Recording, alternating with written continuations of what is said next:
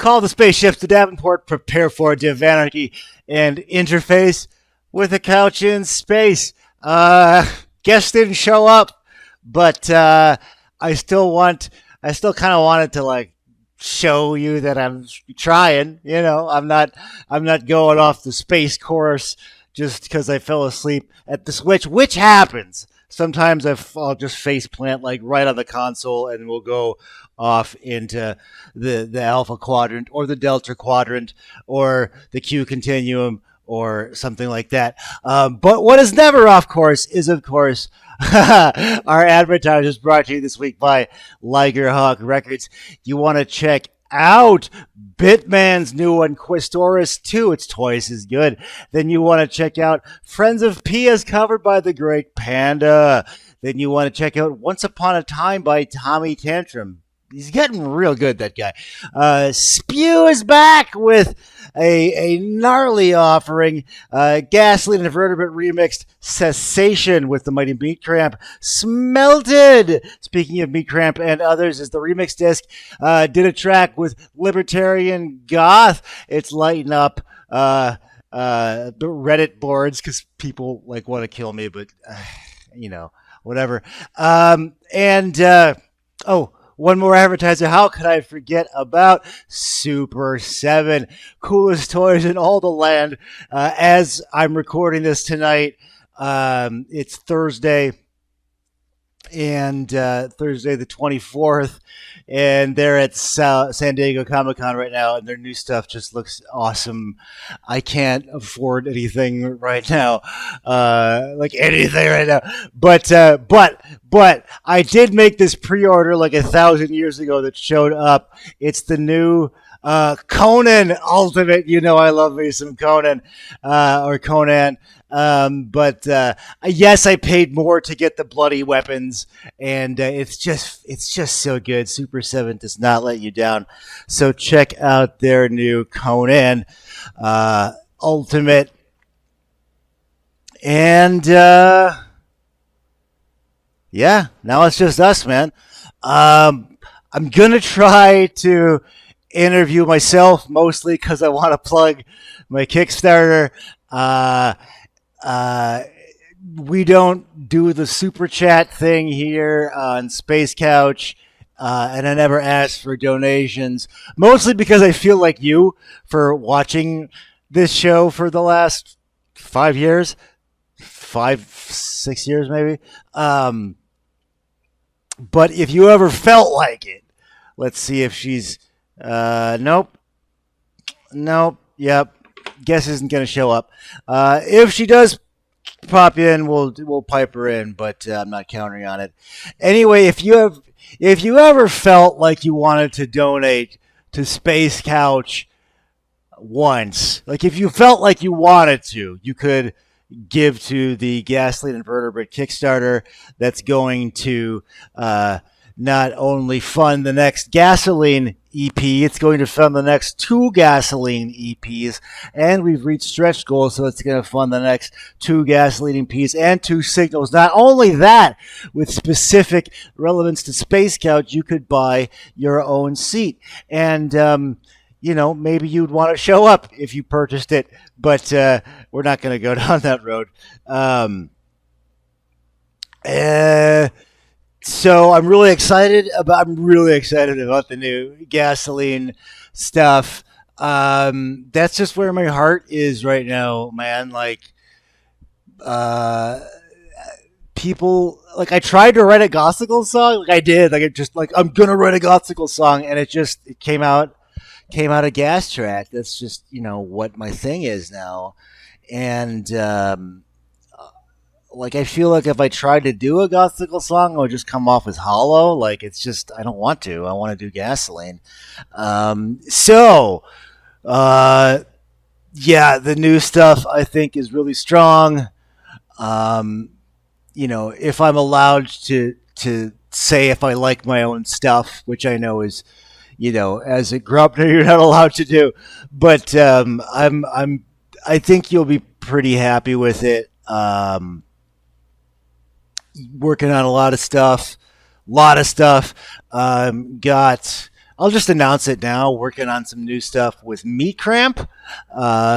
We will. I'll keep the name of the collab a secret, but there's a new collab coming out with Meat Cramp. We're sort of melding his sort of weird noise paint of a melange of sound with my sort of aping scooter techno thing, and it's coming out pretty cool so far. So like, I'm really excited about that. Guess I wasn't lying about that Reddit thread. Go look up. Not leftism is bad. The Imperative Reaction remix and Addicted to the Fiction featuring Libertarian Goth. I both posted to the Industrial Music channel on Reddit, and people just lost their minds, which is fun. Like it doesn't feel good. Like I don't like seeing that, but like it's self owned after self owned. Like people just look ridiculous. But you know. I don't care. I don't care anymore. I really don't, man. Like I'm in this weird like other phase of my life. Like for Knoxville's Fanboy Expo last year, I took a picture, the fan package with Gina Carano, and posted that picture. And you would have thought I started the Rwandan genocide. Like people broke out. How could you take a picture with Gina Carano? Like, because she's awesome. And then I took a picture. I did the same thing this year with erstwhile Superman Dean Cain, who's even more outspokenly conservative than Gina Carano was, and it's fine. Like it's fine. Like people don't like. I think it's people kind of realize they fucked up when they ruined my whole life. Nah. Now I'm getting a little bit, self-serving. But hey, the truth hurts. Like you did. That's what you fucking did. Yeah.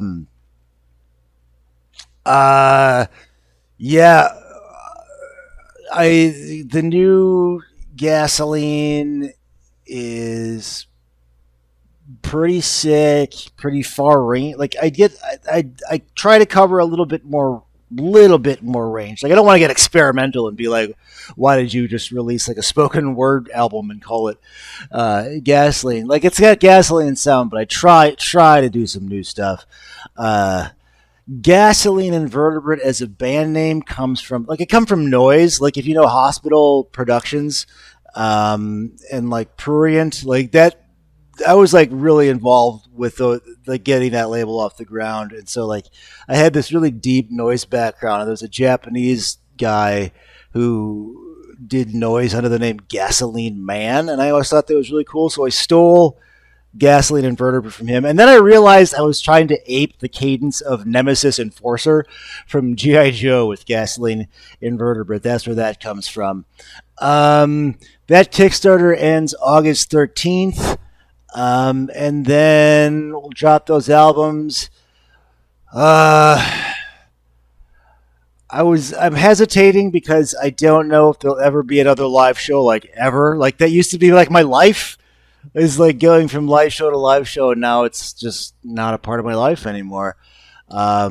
Which is fine. There might be a Gothicals gig here or there, but don't hold your breath. After the ones last year got canceled, I'm just not into going through that again. How could I forget this? Ligerhawk Records is now a big part of my life, and I'm working on Octagon 4, the next in the... if you're still watching this, I'm sorry, I'm just rambling right now. Maybe I would even put this out. We have Octagon, Enter the Octagon, get it? Enter the Octagon 1, 2, and 3 out. Those are the label samples. 4 should be out real soon, maybe next week. We'll see. If I think of something else relevant, I will say it, but might do a streaming show. I would love to do Gasoline live at a festival or something like that. If anybody has the balls to put me on. Uh, we're going to conclude tonight with the reading from Metal Gear Worlds of Power. This is the Metal Gear Nintendo game novelization. I'll just read you the first chapter. Don't worry, it's pretty short. Worlds of Power Metal Gear, a novel based on the best-selling game by Ultra Games, book created by FX9, written by Alexander Frost, a Seth Godin production. This book is not authorized, sponsored, or endorsed by Nintendo of America. Like, they just went rogue, and somebody in 1988 made a Metal Gear Solid novelization. Chapter 1, The Mission. Justin Haley strode purposely through the underground hallways of Foxhound Command. At age 20, he was the youngest captain ever to serve the U.S. Marines Special Forces anti-terrorist squad known as the Snake Men. His codename, Solid Snake. Haley had a lot on his mind. 3 weeks earlier, 15 Snake Men, half the squadron, 30 guys! Had been dispatched from their underground training base on a top-secret mission. So far, not a single one of them had returned. Were they dead? Captured? Nobody knew. And none of the remaining Snake Men dared to speak of it out loud. They could only wait and wonder. Now, of the 15 Snake Men left, only Justin Haley had been sent for. The order had come directly from Commander South, head of the Foxhound Command, and the military unit controlling the Snake Men. As Haley entered the command center, he saw that the vast room was empty except for 3 people. Himself, Foxhound Commander South, and South's brand new lieutenant in command, Lieutenant General West. Jesus Christ. As usual, Commander South was in his combat fatigues, general stars on his shoulders, colorful campaign ribbons, and medals pinned to his chest. His camouflage pants tucked into his high-laced boots. A battered old beret with the insignia of the Snake Men was pulled down at an angle on his head.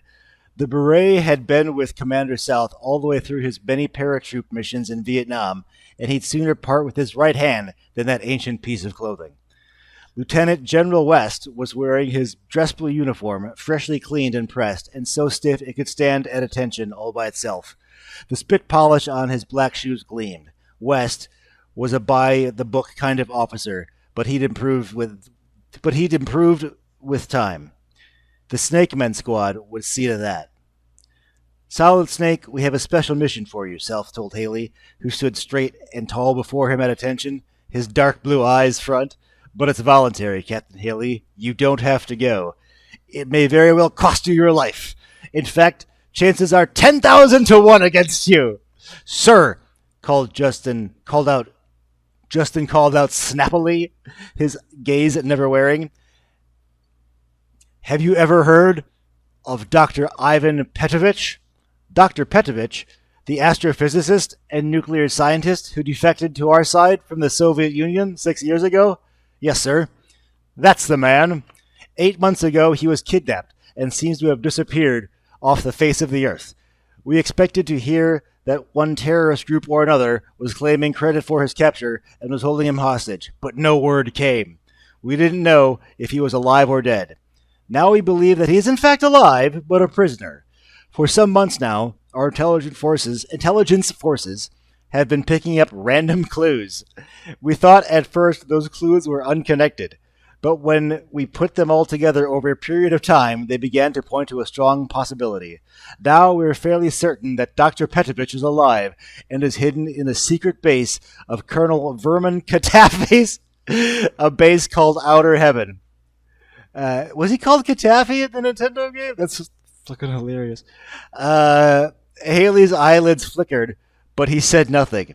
No junior officer, not even one of the Snake Men, would dare to offer a comment to his commander unless asked to do so. But his pulse raced with excitement. Colonel Vermin Katafi, the single most feared terrorist on the planet, a psychopath bent on dominating the world, his nature so cruel as to verge on insanity. He was a total paranoid, his deeds those of a madman. Colonel Katafi was a dictator for life of his small but incredibly wealthy and savage desert country, Nuria. All right. Gaddafi's sole purpose in life was to bring the democratic nations to their knees. His terrorist actions were hideous, violent, and always unexpected. And as always, effective, because they struck fear into the hearts of world leaders. Gaddafi bombed civilian aircraft, killed innocent people, took non-combatants hostage, and tortured them without mercy. A mission against Gaddafi! Exclamation point. Haley felt his heart swell with eagerness. Also, here was a chance to rescue his buddies, the lost Snake Men. Commander South continued, "We now believe we've located the secret base. Satellite reconnaissance of a distant jungle has revealed an unfamiliar complex of buildings. Not in Nuria, but somewhere else. I'm not authorized to share that information with you. It's got the highest possible secrecy classification. I can only tell you it's impossible to conceal a compound of that size and fortification in a desert country. So they went to the jungle instead. Computer scans of the satellite photographs show a huge base, larger than anything we've dealt before, heavily protected and made up of a number of buildings. Haley, it's our belief that this compound is outer heaven. And Dr. Petovich is held prisoner somewhere in there. 2 weeks ago, Dr. Petovich's daughter, Ellen, disappeared. Witnesses tell us she was snatched from her college campus as she was leaving her dorm. 3 masked men carrying automatic weapons jumped out of a long black limo with phony license plates, forced her inside, and took off at 80 miles an hour. We now believe that Dr. Petovich didn't give in under torture. Now we're afraid that I fucked that up. We believe now that Dr. Petovich didn't give in under torture. Now we're afraid that top-secret nuclear information may have been taken from him because they're holding his only daughter, threatening to torture or kill her. But that's not all. ... There's something else, Haley. Something even more terrifying. Something that has us really worried. Our intelligence sources have hinted at something called Metal Gear. What Metal Gear is and when it's scheduled to be launched against us, we don't know. We don't know what it looks like, whether it's airborne or how it's armed. We don't know how or even whether it can be disarmed. We presume it's controlled by some hidden supercomputer and that it carries a nuclear payload. But we can't be certain of any of this. Our information is too fragmented and too obscure. All we're sure of is that Metal Gear is the most powerful and evil weapon ever devised. It could destroy our planet and every living thing on it. We've got to stop it before it's too late. Stand easy, Solid Snake. Justin Haley took a step back to the side and locked his hands behind his back. All his attention was focused on Commander South's words. 3 weeks ago, we parachuted half our Snake Men into the 3 weeks ago, we parachuted half our Snake Men squad into the jungle, hoping they could infiltrate Katafi's hidden base and rescue Dr. Petovich, or at least bring back useful data on Outer Heaven and Metal Gear. Not a single one of them came back.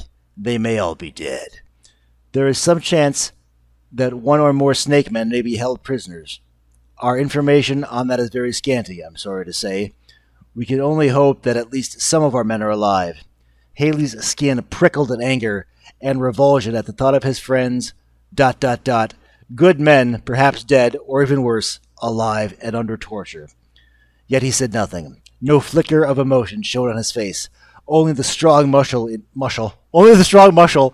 in his jaw clenched tight. Understand me, Captain Haley. This will be your first solo mission, but there's a very good chance it may be your last one. Beyond doubt, it's a suicide mission. We want you to locate Outer Heaven, then search for and destroy Metal Gear. Destroy Metal Gear? A solo mission against overwhelming odds? Justin Haley's neck hairs prickled at the idea of it, and the excitement made the red blood rush through his veins. And that is Chapter 1 of Worlds of Power, Metal Gear. Kickstarter.com is where you go. Look for the Gasoline Invertebrate Dual EPs. Kickstarter. I'm really happy with the product. We've got some new 3D printed, made the gasoline paladin. It's a rabbit warrior with the gasoline logo. New shirt designed by Crucifera, the industrial artist. Her new album drops in October. Nothing to do with me musically, but she knocked it out of the park on this shirt. I should have some remixes I did of other people coming out shortly. Still working on how we're going to drop those.